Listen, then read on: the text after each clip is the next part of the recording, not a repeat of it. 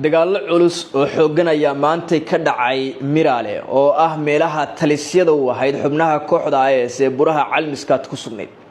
dagaaladan oo aad u xooganaa soona bilowday hal saac oo subaxnimo ilaa laga gaarayay salaadii maqrib oo qoraxdu markay dhacday labada dhinacba ay ku khasbanaadeen in dagaalka ay joojiyaan u joogsadeen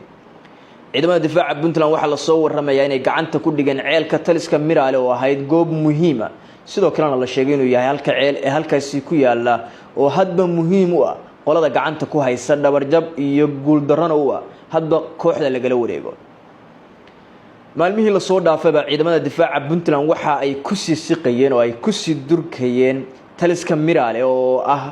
meel si weyn ay xubnahani ugu xoogay yihiin kooxda IS ka tirsan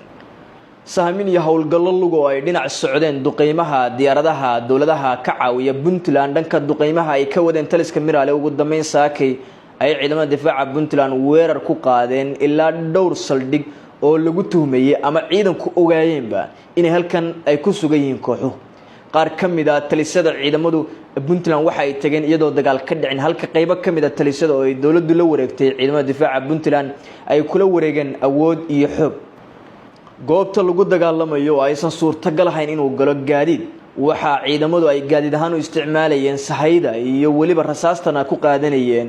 dameeraha iyo gaadiidka kale ee awrta oo goobahaasi ay iyaga kaliya mari karaan suurtagalna ahayn in gaadiidka dagaalku ay maraan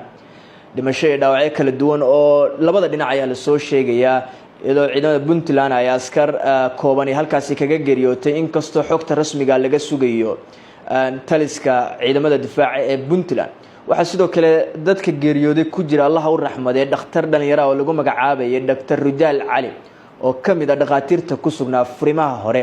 xilli uu gargaar u fidinayay ciidamada halkaasi ku dhaawacmaya waxa xusid mudan dhaawaca waxa lagu soo qaadaya ama ciidamada difaaca Puntland ay ku soo qaadayeen ay ahayd gaadiidka uu ahaa dameeraha iyo awrta ilaa laga soo gaarsiinay halka gaadiidku ay ku sugnaayeen oo markaasi ambalaasadu ay goobaha caafimaadka kale u gudbinayeen dagaalka waxa joojiyay markii ay qoraxdu dhacday oo aysan suurtagal ahayn in xilligaasi la sii dagaalamo waxaana falanqeeyaasha dagaalku ay sheegayaan in maalmahan halkaasi laga yaabo in ay ka dhacaan dagaalo xoog waxaana xusid mudan in ciidamada difaaca Puntland ay shalabay degeen Miraale oo ay saldhig rasmi ah ka dhigteen wixii warar ay soo kordhawaayeen la soo socodsiin doona halkan ayaan idin kula wadaagi doonaa